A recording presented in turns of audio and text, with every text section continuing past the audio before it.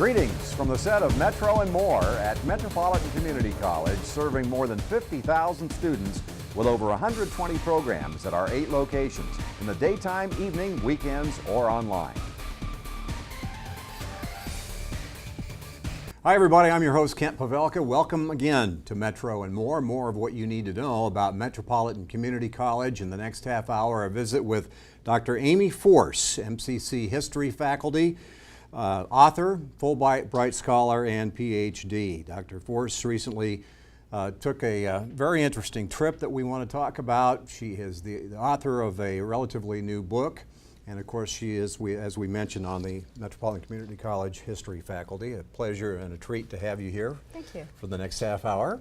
We have plenty to I was going to say write about. You did the writing, but we'll chat about the writing and everything else.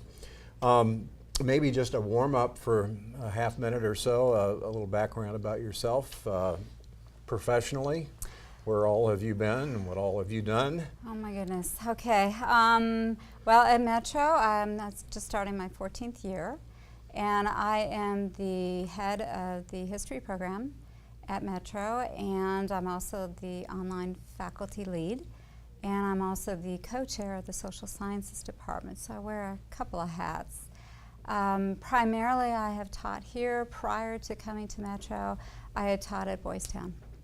How long did you stay at Boys Town? How long were you there? I was there for about 3 years. Are you a native of this area? Or? Oh, no, I'm not. I'm kind of a mutt. I've moved all over the United States, but I was born in Washington, D.C. And wound up in Omaha how? Well, let's see now. My husband was working for General Electric, and they moved us. We had moved all over the country, but the last move was New York, and they moved us from New York out to Omaha. And I had never been in the Midwest, so I assumed it was all cornfields, but I was pleasantly surprised, no. Well, let's dig into these areas I just mentioned. You've got a copy of your book there, and we'll talk about that. But maybe, I think I mentioned you are a Fulbright scholar, and I'd like to dig into that a little bit here, and we'll talk about more about what you do here at Metropolitan Community College. But I think everybody's familiar with the term Fulbright scholar, but very few people really know what it is. Give us the story. Yeah, you know, a lot of people, like you said, they hear Fulbright and think, what is that? Means smart. I hope so. Basically, it is a grants program run by the United States. William Fulbright, he was a senator from Arkansas, and he created it right after World War II. He created it in 1946. And he basically wanted an exchange of educators, students, professionals throughout the world, I think maybe to avoid a World War III, and just for people to get to know each other better. However, it is a merit-based grant program, and it is very difficult to be awarded one. I spent probably 4 or 5 months just filling out the application. It was 23 pages long. And for a minimum for a U.S. Fulbright scholar, because there are other Fulbright awards, some of them are like 2 weeks or you know, a research type award, but the particular one I was applying for is the U.S. Fulbright Core Scholar. The minimum is that you had to have your PhD. And then it goes up from there. You had to have publications. You had to demonstrate strong leadership. You had to have had a lot of interaction with your community. You had to have very good academic records from your schooling. And but this is for what? I mean, you're applying to do what, and you did what as a Fulbright scholar? Okay. Well, what it is to apply for teaching overseas or for research or a combination of teaching and research. I applied for teaching overseas, and the time could have been 4 months, 6 months, 9 months, or a year. Obviously, being the head of the history department here, my dean pretty much said, you're going for the shortest one, which is fine with me. It was 4 months. Which was plenty. That is a semester. I was teaching in Kecskemét, Hungary, and which is close to Budapest. Yeah. It's actually Budapest. It's the capital city. Kecskemét is just about 50 miles south of Budapest. And so when did this happen?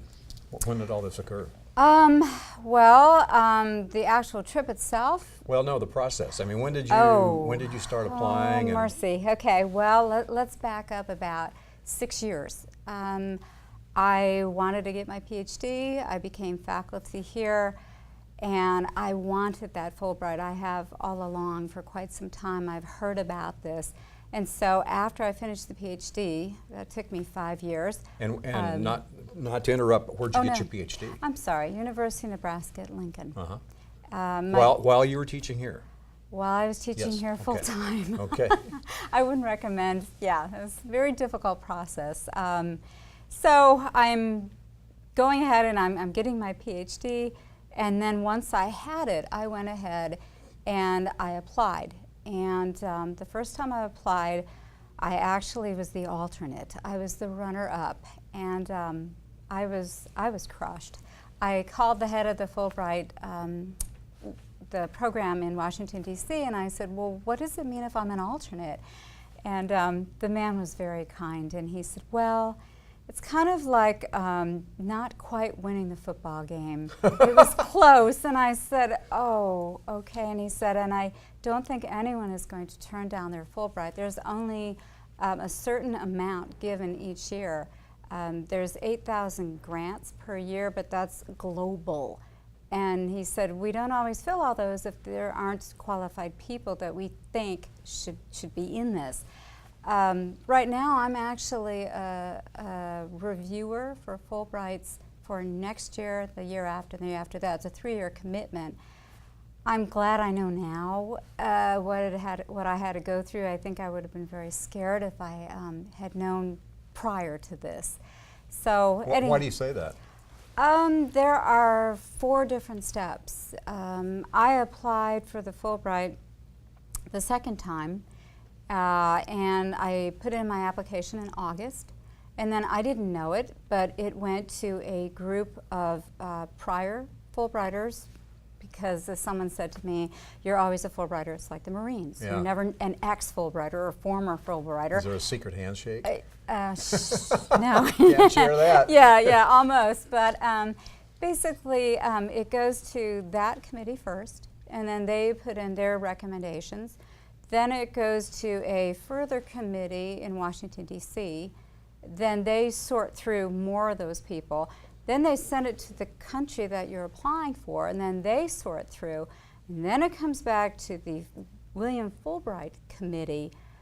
He's no longer with us, but his wife is. And then they make a decision at the top of this.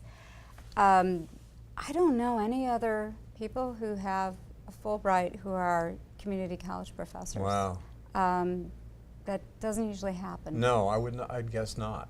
Yeah. So it was quite an honor. I found out actually in February of the following year. I was getting ready to give. And what year was this, Amy? Oh, I'm sorry. 2013. Oh, okay. Or I'm sorry, 2012. I reapplied the second time. And I found out February 15th, the day after Valentine's Day, and I know that because I was getting ready to give a speech at UNMC about the book that I had written that was, going to be published shortly. And I just checked my email one last time before they introduced me to a room full of people. And there it was. Congratulations. Yeah, and I literally, it took my breath away. Yeah, I couldn't breathe for a minute, and I leaned over to the woman next to me who was going to introduce me, and I said, I just got a Fulbright. And she announced it to this room full of people, and they're all clapping and cheering, and I'm thinking, oh my gosh, all these people know and my family does not know. So I'm not really, I got through my presentation, but I was shaking most of it. So all this happened about the same time, the Fulbright, the book, the trip, and because the trip was about the Fulbright, right? Yes. Yes. Well, let me ask you, what, I'm interested in this process that you alluded to, how, first of all, how exclusive this fraternity / sorority or whatever you want to call it is, and the detail and what you've got to go through to get one of these things. Was it a pitch? I mean, because you had to identify where you wanted to go and what you wanted to do. Yes. In the 23-page application, you can only put one country. You cannot put a couple of extras. I mean, they do have a portion in the application that says, well, if you don't get this, would you possibly consider? But you put on your country.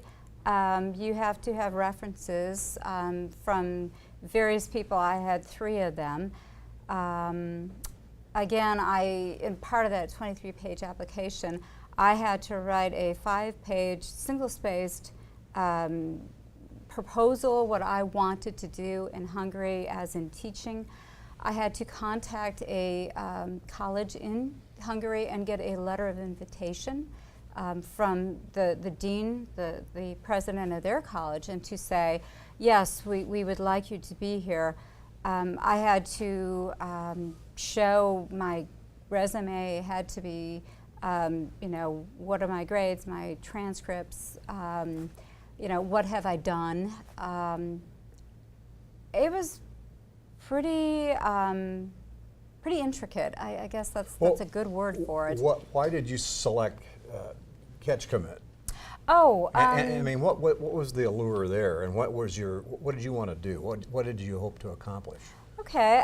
Well, first I'll back up. I picked Hungary because my grandparents on my father's side are both were Hungarian. And when they came to this country, they wanted to be very American, so they didn't speak Hungarian, although there's a few words that came out when they were upset. But I always wanted to know about my background, since I'm half Hungarian and I didn't speak any Hungarian.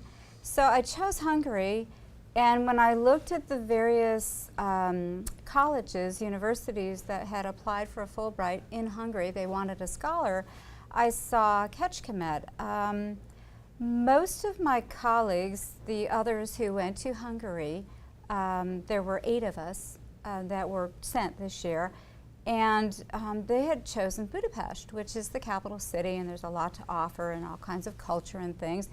But I chose Kecskemét, the teacher training college in Kecskemét, because they had applied for 4 years in a row for a Fulbright scholar, and no one had wanted to pick them. They wanted the big universities, in Budapest. And I thought, okay, I'm a community college professor at heart. That's why I'm here. And I wanted to go there because they hadn't had a scholar there. So I contacted the dean that I would be working with, and we started to Skype and started to talk. And she said, well, what we really would like you to teach is your specialty, because my PhD is in African American history. And she said, we really want you teaching that. And I thought, okay, because you don't have a lot of African Americans in Hungary or Africans in Hungary. I'll kind of explain why that all came about. And then she said, we need you to teach some American studies and conversational English. And then she kind of explained to me, she said, Hungary has not been a communist country. We haven't been democratic that long.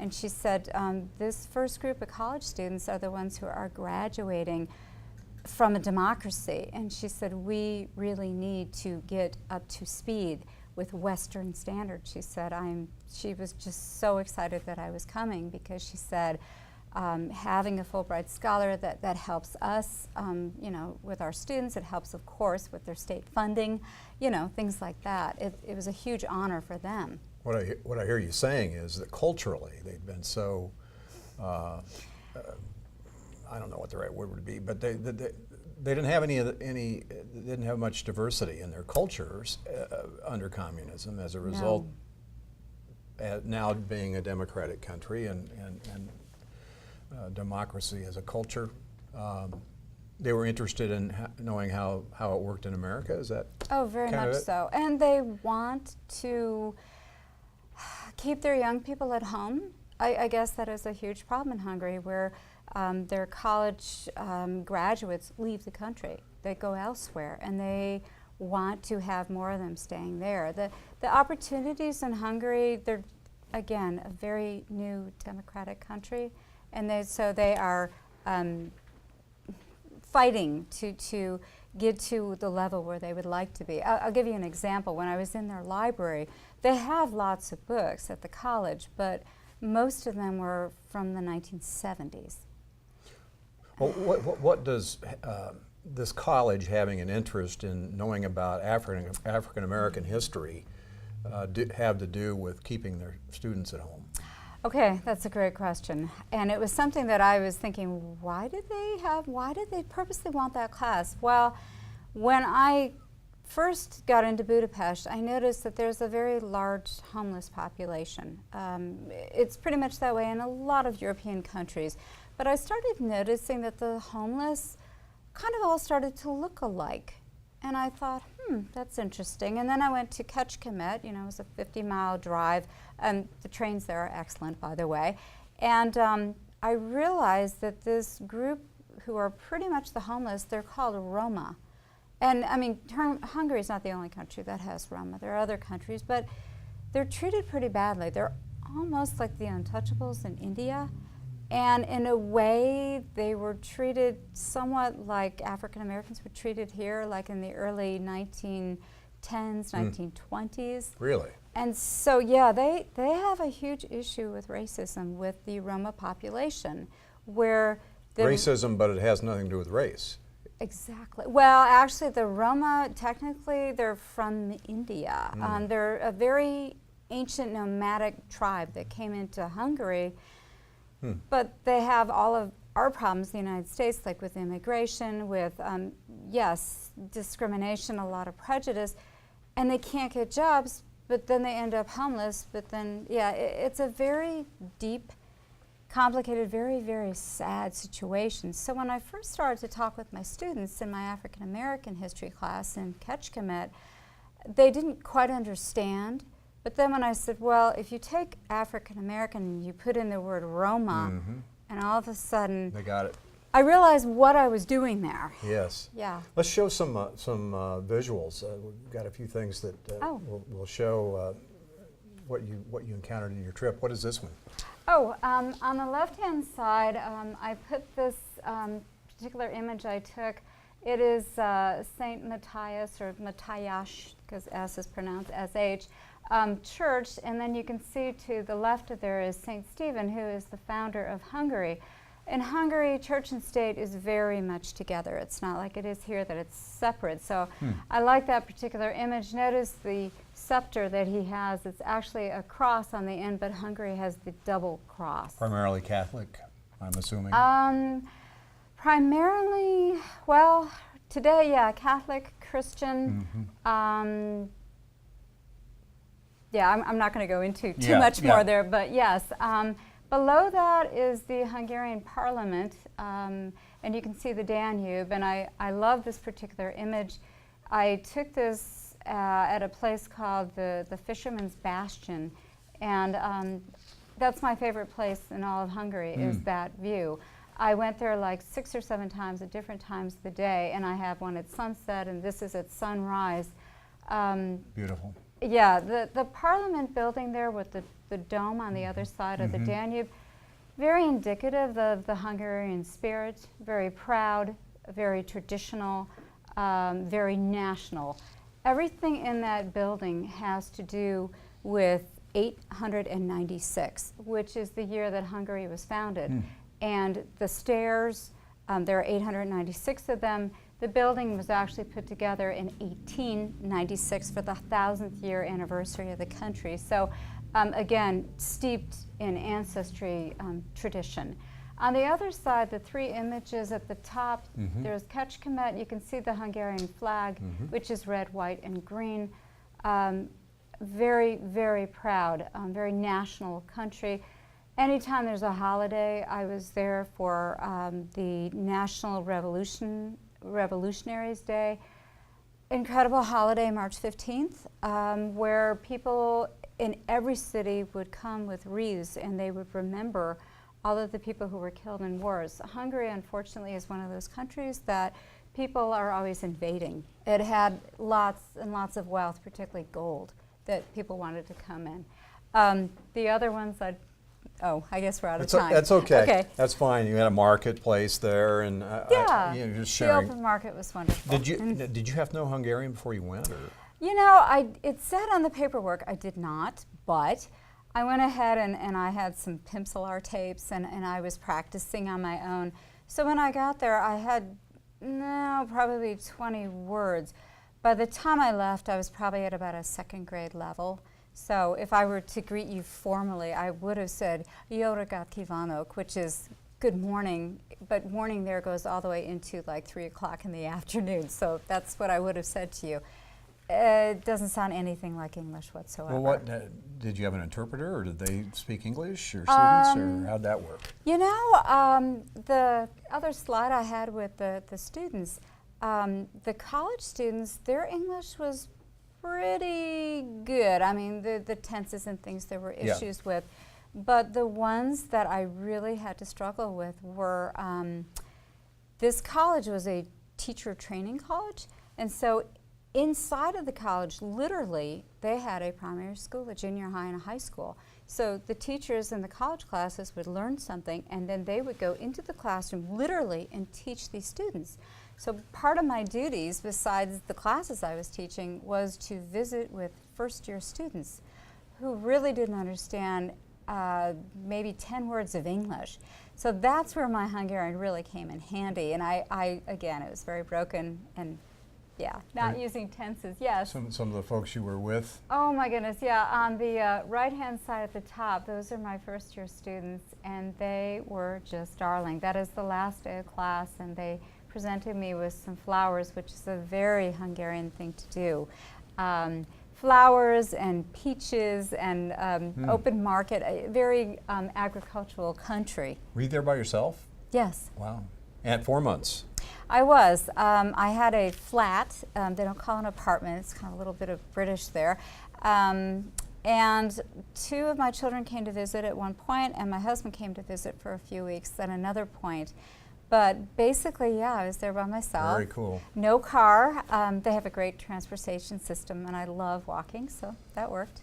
We're going to have time to get away from us. I want to talk about your book. Okay. You wrote a book, black paint with a white carnation, and it's about the life of Mildred Brown, the publisher of the Omaha Star newspaper. You want to show it to our viewers here? It's black print. Sorry. What did I say? Paint, but that's okay. Black print. It's okay. Yeah. Because the black print was for newspaper, and then white carnation.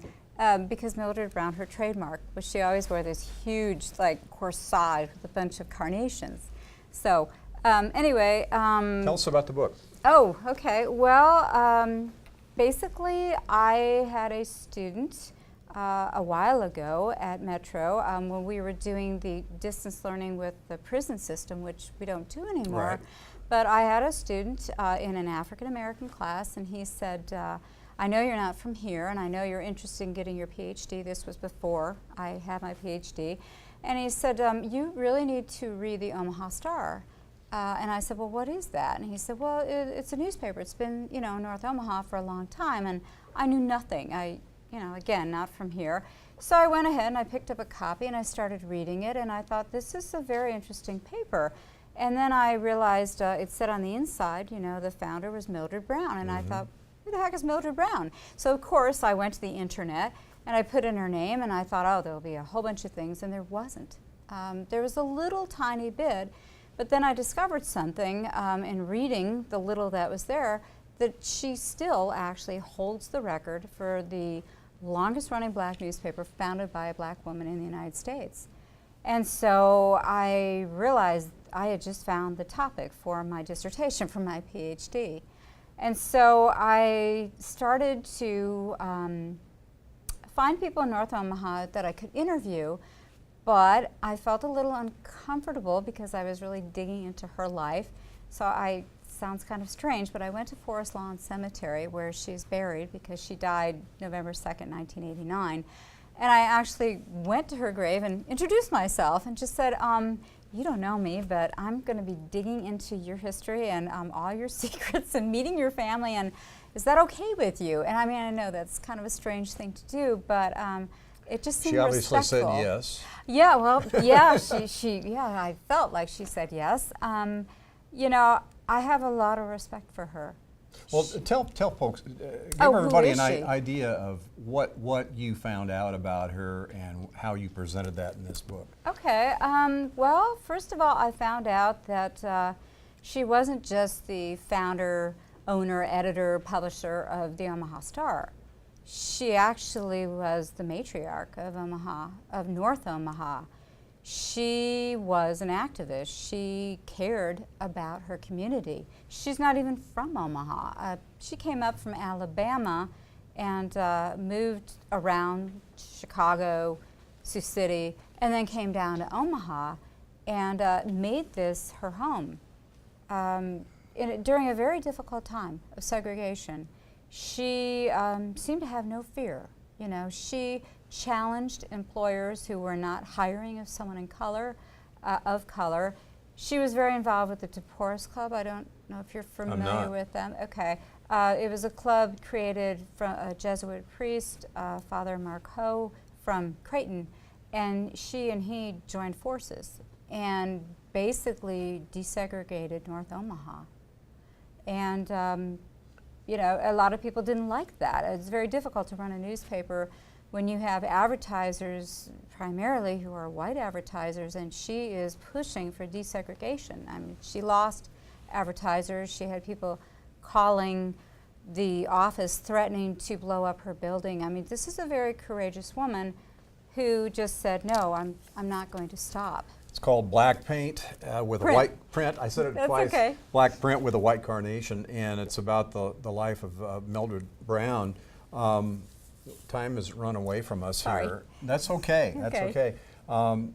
You alluded to something real quickly in a few seconds. You're a Fulbright scholar, a PhD. You're teaching at the community college, at Metropolitan Community College, and there would be a disconnect for a lot of people in that respect. What is your allegiance to education at this level? What's that based on? Well, you know, when I was first hired at Metro, I remember in the interview I said, okay, so when do I have to print my first book and when do I have to do this? And the person said to me, it was actually Daryl Hansen, who's now the Dean of Business. At the time he was of Social Sciences too, and he said to me, it's okay, here we just want you to teach. Yeah. And you know, I'm teaching here. I can do any kind of development. I've created 5 online classes because of my trip to Hungary. I'm creating a new class for the college, the history of modern Europe. I have my other love, art history. I'm an adjunct in the art history department. I'm allowed to pretty much be me, and I appreciate that. And you can't do that just anywhere. No, you in really education. can't. This has been fascinating. We should have done an hour.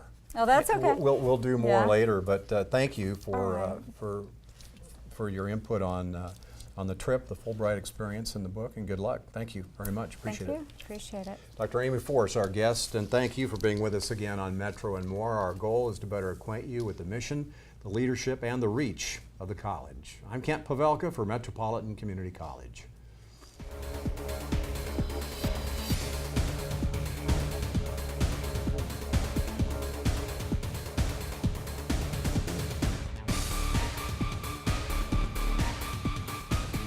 This has been a MetroVision production produced by Metropolitan Community College. As a student at Metropolitan Community College, you're part of something exceptional.